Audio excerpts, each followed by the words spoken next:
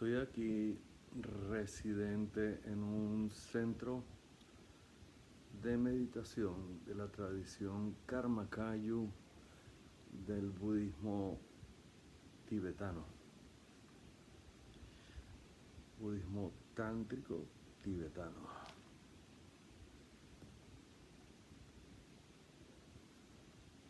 Muy a gusto ante la posibilidad de dedicar a una considerable cantidad de mi vigilia y últimamente el sueño también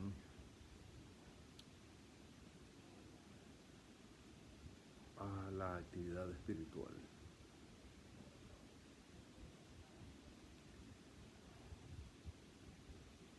En un momento de mi vida, en los tempranos 80, lo hice en un monasterio zen.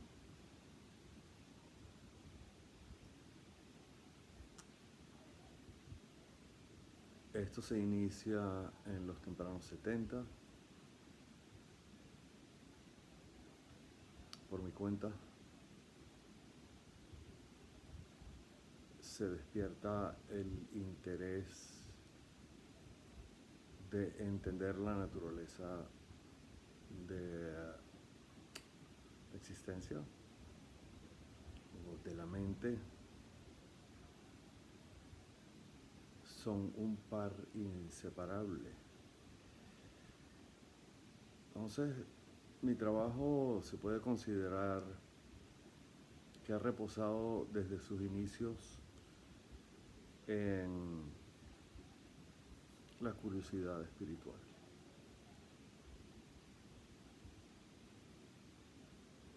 Habiendo nacido en un país profundamente católico, al menos de forma superficial,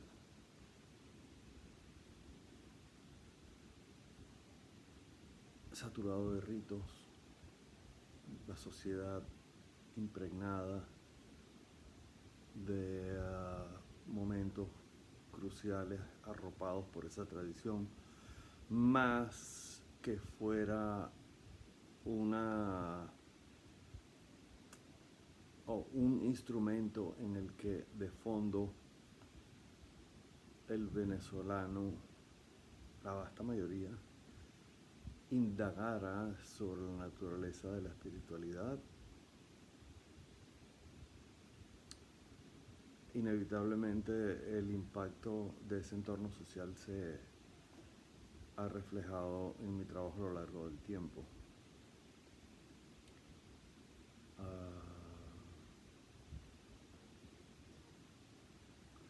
Eric del Búfalo, creo que conversamos, o no fue como fue una vez, que él llegó a la conclusión de que una de las razones por las que había imaginería de tipo cristiano en mi trabajo era por las impresiones que había recibido en mi infancia de las visitas compulsorias a misa que hacía en compañía de mi padre a la iglesia de la Pastora, que estaba pintada de murales y que era lo que me atraía mientras tenía lugar la misa. Y yo creo que es acertado el medio social y aquellas visitas dominicales a la iglesia causaron una impresión. La impresión fue un poco más honda porque, yo estudiaba en La Salle, no era un buen estudiante, pero las clases de historia sagrada me fascinaban. Las historias del Antiguo Testamento eran, aunque a las 2 de la tarde, si mal no recuerdo, no me dormía. las disfrutaba enormemente. Había esa sed espiritual desde un inicio y luego, en el tiempo, se fue manifestando en el trabajo. Otro amigo, Noel Sarins, me dijo que él había leído en algún artículo que mi trabajo tenía carácter religioso. Eso solo puede declararse si quien haga una declaración de esa naturaleza hace una mirada rasante de mi trabajo y no presta atención a los detalles sobre cómo esa iconografía que me impactara originalmente se modifica en el tiempo y se manifiesta no de una manera plana como una representación iconográfica en contexto y producto de una confesión de fe, cosa que no fue nunca en mi sano juicio fui católico.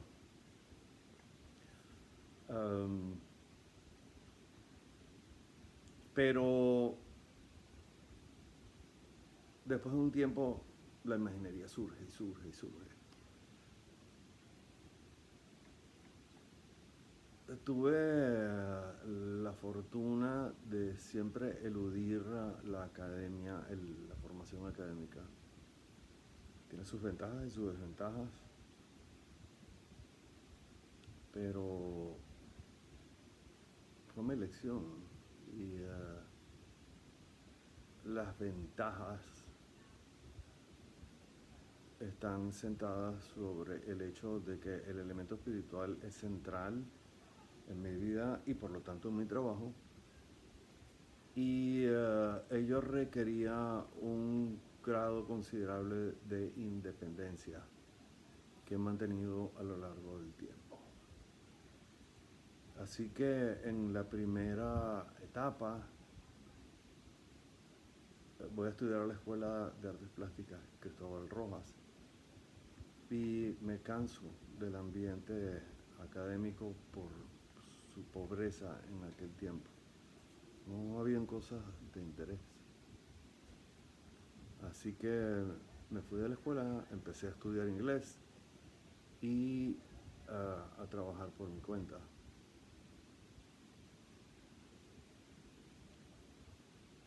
Tuve fundamentalmente tres fuentes que se fueron dando en el tiempo de corrientes de información. Una fue la curiosidad insaciable que fue paulatinamente alimentada por un librero judío emigrado de Europa de nombre Hochte, que tenía una librería cerca de la Plaza de Venezuela, creo que se llamaba La Gran Vía.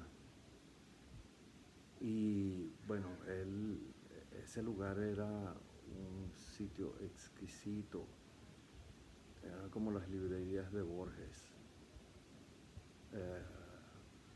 una mina de tesoros que me fui encontrando paulatinamente y con los que fui llenando esa sed.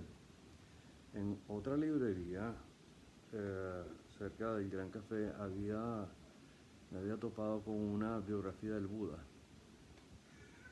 y me fascinó.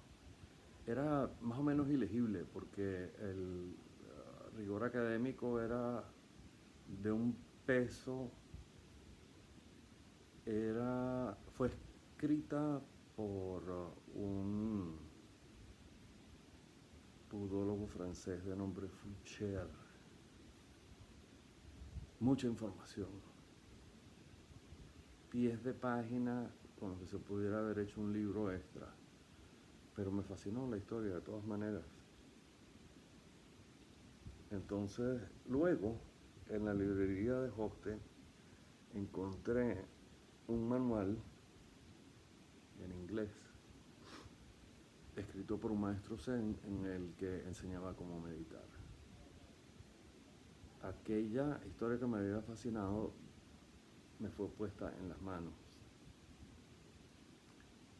como un territorio en el que podía transitar. Ya no era una narración exótica de un evento histórico lejano, era algo que se podía ir haciendo familiar. De manera tal que comencé por mi cuenta a meditar. Aprendí de ese libro, de la mano de este señor, que no recuerdo, porque eventualmente yo vendí mi biblioteca con todo lo que había comprado en aproximadamente 10 años y quemé las naves en Venezuela para convertirme en un monje zen. Pero bueno, el asunto es que el trabajo mío descansa sobre ese piso y es producto de la falta de investigación el que se considere religioso y mucho menos religioso en el dominio de la cristiandad en cualquiera de sus denominaciones.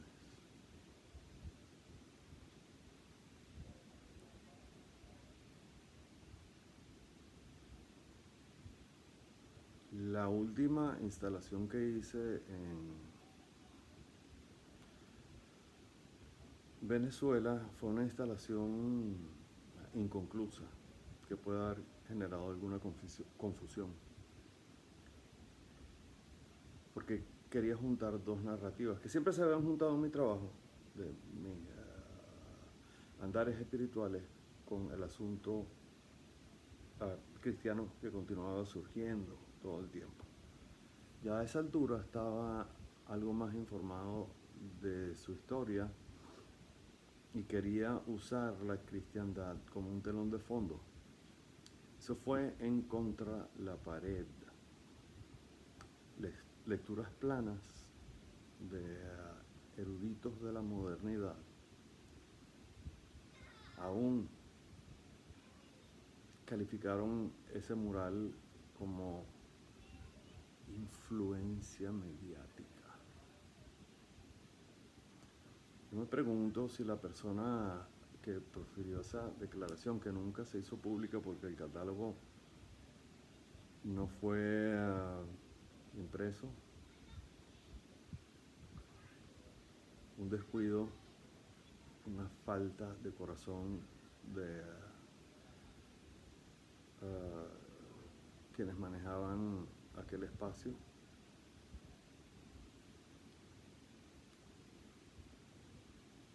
Yo me pregunto si esa declaración estaba informada de qué elementos de la teología cristiana están presentes en esa obra.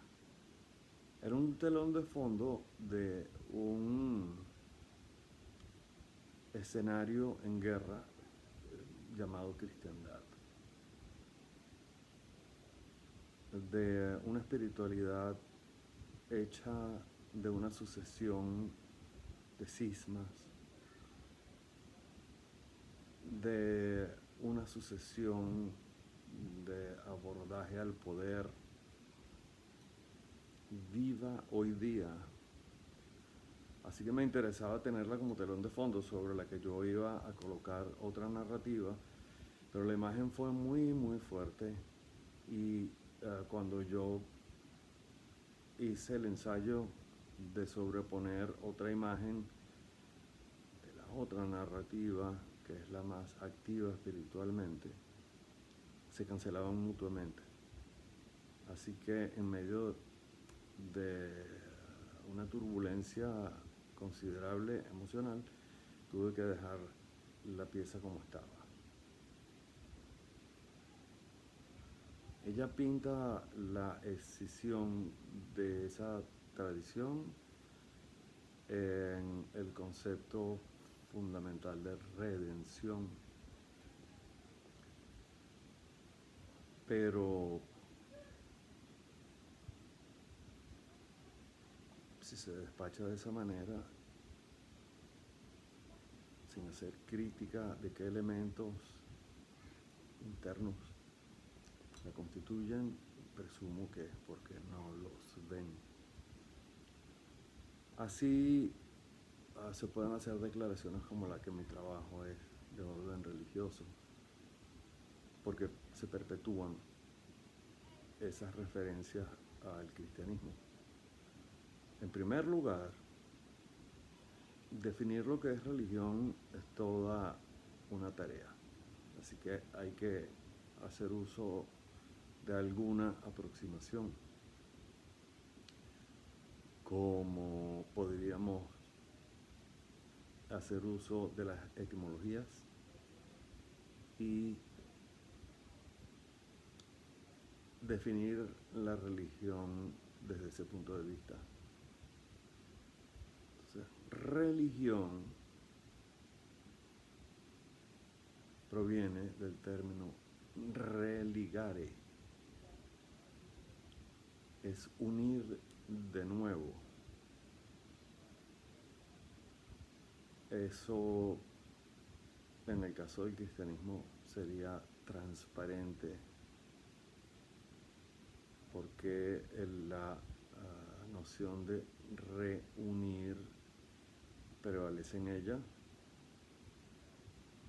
y en el cisma está planteado, por un lado, como la imputación de la divinidad desde una perspectiva de independencia de la subjetividad con la divinidad, y la otra por una corte de intermediarios que sirven de asistentes en el proceso de santificación.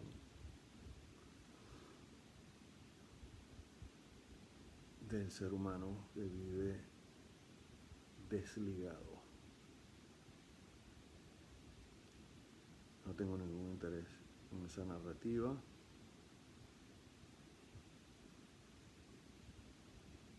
Está fundada, por un lado, en descansar en una de las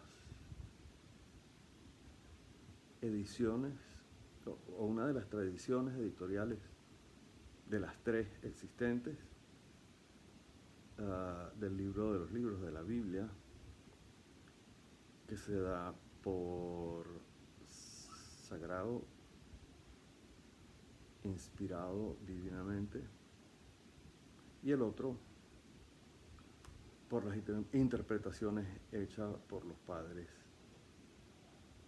de ese otro sector de la tradición cristiana.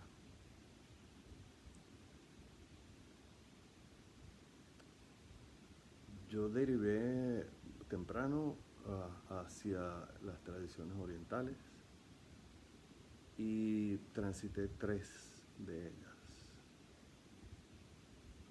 el budismo zen, el tantra de origen hindú y últimamente el budismo tántrico. Así que de alguna manera hay una síntesis. Los tres en su cúspide tratan el mismo asunto de manera distinta. Y mi trabajo siempre se ha destacado por reflejar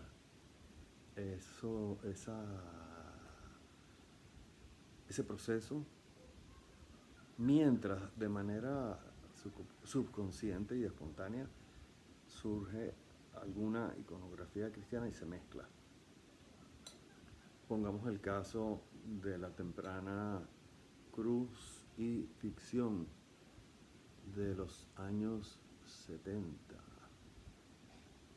en la que está unido el ícono de íconos de la cristiandad, que es la crucifixión, que es el teatro o el escenario de la redención, con el vacío. Crucifixión es una obra que contiene una representación parcial del ícono en la que solo se ven las manos y los pies, y el espacio central es vacío. Y el nombre se divide en cruz y hilativa y el término ficción. Así que está unido el nombre o fonéticamente del ícono y el objeto que terminó siendo. Y fue curioso cómo tuvo lugar esa obra. Yo estudiaba japonés en la Universidad Metropolitana. Estaba comenzando a estudiar japonés. Y andaba en motoneta. Y como la universidad no estaba concluida la construcción, los estacionamientos eran de granzón, no era un piso sólido, terminado. Así que un día debo haber ido de prisa por llegar tarde de clases, y entré rápido y la moto derrapó y me caí y me rompí las palmas de las manos y un empeine. Esas marcas con costras estaban allí el día que hice las fotocopias con las que luego se elaboró Cruz y Ficción. Así que terminaron convirtiéndose inadvertidamente en una estigmata accidental. Por otra parte, además, no recuerdo el nombre ahorita del Papa que falleció después de 3 meses de haber sido elevado a su posición. Esa misma noche, el día que hice la obra, esa noche falleció aquel Papa, cuyo nombre no recuerdo. Conexiones quizás. Bueno, de inicio, la primera obra con la que se plantea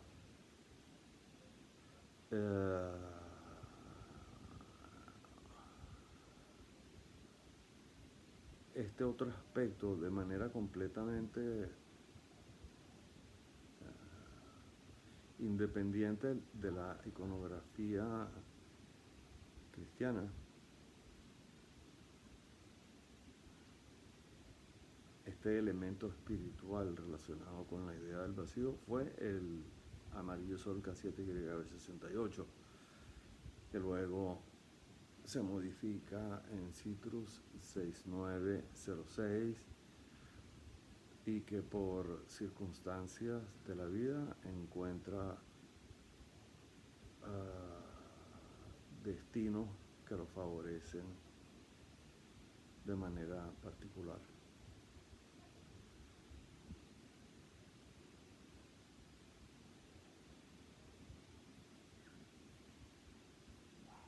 Ya lo he comentado en otros espacios, como la entrevista que me hicieron Mariana y Noel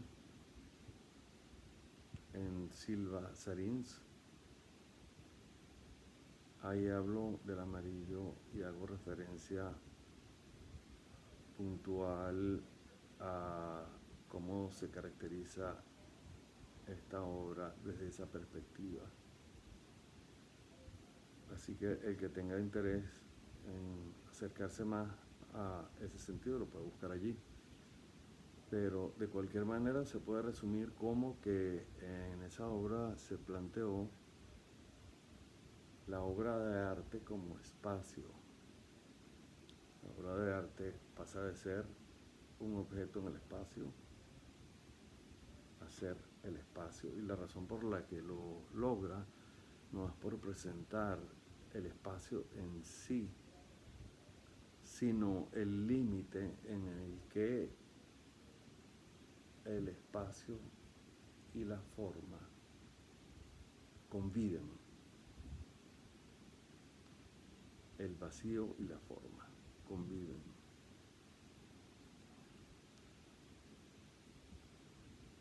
Y fue entonces un modo de abordar el tema exógeno. El sujeto estaba involucrado, pero no de manera total. Para involucrarse de manera total, que lo haces a través de los procesos de meditación,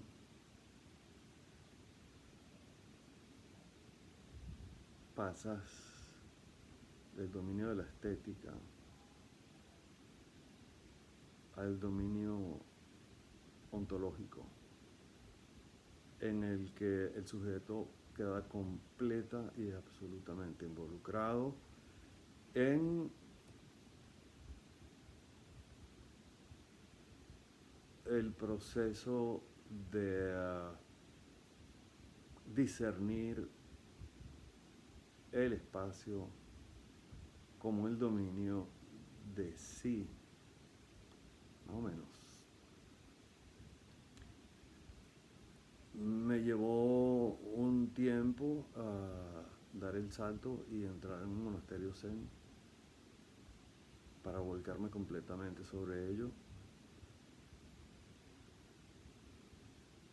Así que en ese lapso, después del amarillo, vino un periodo de juego entre la imagen y su denotación, su nombre,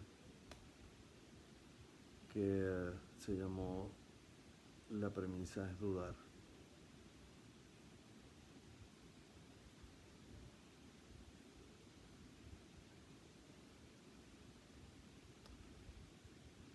Luego vino este cambio y al principio de los 80, en el 82, hago ese tránsito y paso unos 8 o 9 años en el proceso en el que parte es hecha en el monasterio y parte fuera de él. Pero el tiempo de que disponía principalmente estaba dedicado a ello. Así que el proceso artístico en el que la base es esta curiosidad espiritual y su ejercicio continúa por ese periodo hasta que regreso a Venezuela al final del 89, y luego comienza el periodo de realización de instalaciones donde continúa surgiendo ese elemento de la cristiandad mezclado y modificado, en el que muerte y resurrección es el elemento central.